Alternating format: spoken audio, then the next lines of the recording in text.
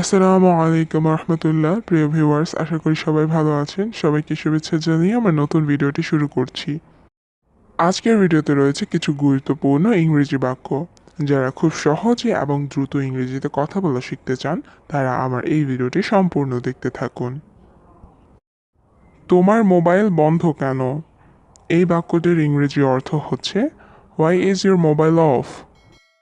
এখানে হোয়াই অর্থ কেন, ইউর অর্থ তোমার, অফ অর্থ বন্ধ। Why is your mobile off? তোমার মোবাইল বন্ধ কেন? মোবাইলে চার্জ নেই। এই বাক্যটির ইংরেজি অর্থ হচ্ছে নো চার্জ অন মোবাইল। এখানে নো অর্থ নেই, চার্জ অর্থ চার্জ, মোবাইল অর্থ mobile. No charge on mobile, মোবাইলে চার্জ নেই। তুমি কখন আসবে? এই বাক্যটির ইংরেজি অর্থ হচ্ছে when will you come? এখানে when অর্থ কখন, you অর্থ তুমি, come অর্থ আসা। when will you come? তুমি কখন আসবে? আমি কি চলে যাব? এই বাক্যটির ইংরেজি অর্থ হচ্ছে shall I leave? এখানে shall I অর্থ আমি কি, leave অর্থ চলে যাওয়া। shall I leave? আমি কি চলে যাব? তুমি আজকে আসতে বলেছিলে। এই বাক্যটির ইংরেজি অর্থ হচ্ছে you said to come today. এখানে ইউ অর্থ তুমি, সেড অর্থ বলা, টু কাম অর্থ আসতে, টুডে অর্থ আজ। You said to come today. তুমি আজকে আসতে বলেছিলে। না, তুমি কোথায়? এই বাক্যটির ইংরেজি অর্থ হচ্ছে নো, হোয়ার আর ইউ? এখানে নো অর্থ না, হোয়ার অর্থ কোথায়, ইউ অর্থ তুমি। No, where are you? না, তুমি কোথায়? যেখানে তুমি বলেছিলে। এই বাক্যটির ইংরেজি অর্থ হচ্ছে হোয়ার ইউ সেইড। এখানে হোয়ার অর্থ কোথায় বা যেখানে, ইউ অর্থ তুমি, সেইড অর্থ বলা। হোয়ার ইউ সেইড, যেখানে তুমি বলেছিলে। আমি আসছি। এই বাক্যটির ইংরেজি অর্থ হচ্ছে আই এম কামিং। এখানে আই অর্থ আমি, কাম অর্থ আসা, কামিং অর্থ আসছি। আই অ্যাম কামিং, আমি আসছি। তুমি সেখানে থাকো। এই বাক্যটির ইংরেজি অর্থ হবে ইউ স্টে দেয়ার। এইখানে ইউ অর্থ তুমি, স্টে অর্থ থাকা, দেয়ার অর্থ সেখানে। ইউ স্টে দেয়ার, তুমি সেখানে থাকো। তুমি শীঘ্রই আসো। এই বাক্যটির ইংরেজি অর্থ হচ্ছে ইউ কাম সুন। এখানে ইউ অর্থ তুমি, কাম অর্থ আসা, সুন অর্থ শীঘ্রই। ইউ কাম সুন, তুমি শীঘ্রই আসো। তোমার জন্য অপেক্ষা করছি। এই বাক্যটির ইংরেজি অর্থ হবে ওয়েটিং ফর ইউ। এখানে ওয়েটিং অর্থ অপেক্ষা করছি, ফর অর্থ জন্য, ইউ অর্থ তোমার। ওয়েটিং ফর ইউ, তোমার জন্য অপেক্ষা করছি। অনেকদিন পর দেখা। এই বাক্যটির ইংরেজি অর্থ হবে see you after a long time. এখানে সি অর্থ দেখা, আফটার অর্থ পরে, আ লং টাইম অর্থ অনেক দিন। See you after a long time, অনেকদিন পর দেখা। চলো অফিসে যাই। এই বাক্যটির ইংরেজি অর্থ হচ্ছে let's go to the office. এখানে লেটস অর্থ চলো, গো অর্থ যাই, দ্য অফিস অর্থ অফিসে। Let's go to the office, চলো অফিসে যাই। স্যার, এটা আমার বন্ধু।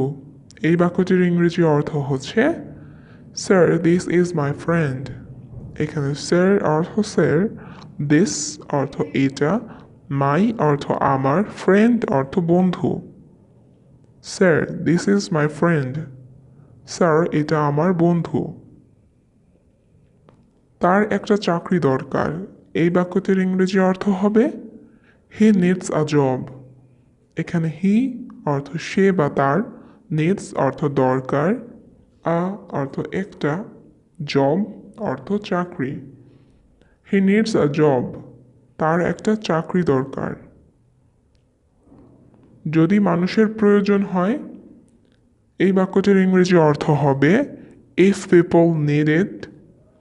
এখানে ইফ অর্থ যদি, পিপল অর্থ মানুষ, নিড ইট অর্থ প্রয়োজন হয়। ইফ পিপল নিড ইট, যদি মানুষের প্রয়োজন হয়, তাকে একটি কাজ দিন। এই বাক্যটির ইংরেজি অর্থ হবে গিভ হিম আ জব।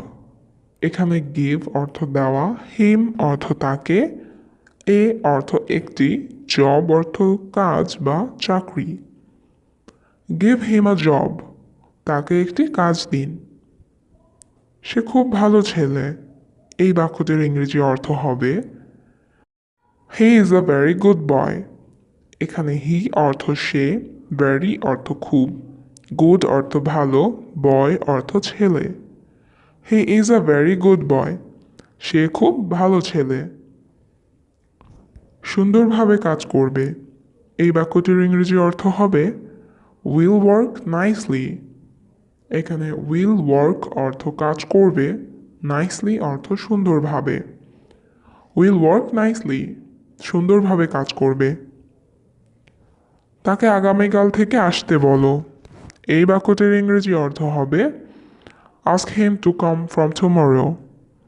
এখানে আস্ক হিম অর্থ তাকে বলো, টু কাম অর্থ আসতে, ফ্রম অর্থ থেকে, টুমরো অর্থ আগামীকাল। Ask him to come from tomorrow, তাকে আগামীকাল থেকে আসতে বলো। তাকে আজ কাজ দেখাও। এই বাক্যটির ইংরেজি অর্থ হবে শো হিম ওয়ার্ক টুডে। এখানে শো হিম অর্থ তাকে দেখাও, ওয়ার্ক অর্থ কাজ, টুডে অর্থ আজ। শো হিম ওয়ার্ক টুডে, তাকে আজ কাজ দেখাও। কাজ বুঝিয়ে দাও।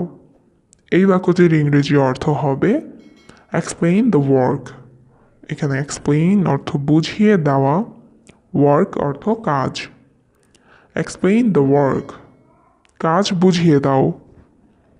ঠিক আছে স্যার, সমস্যা নাই। এই বাক্যটির ইংরেজি অর্থ হচ্ছে ওকে স্যার, নো প্রবলেম। এখানে ওকে অর্থ ঠিক আছে, স্যার অর্থ স্যার, নো প্রবলেম অর্থ সমস্যা নাই। Okay sir, no problem. ঠিক আছে স্যার, সমস্যা নাই। আপনাকে অসংখ্য ধন্যবাদ। এই বাক্যটির ইংরেজি অর্থ হচ্ছে থ্যাংক ইউ ভেরি মাচ।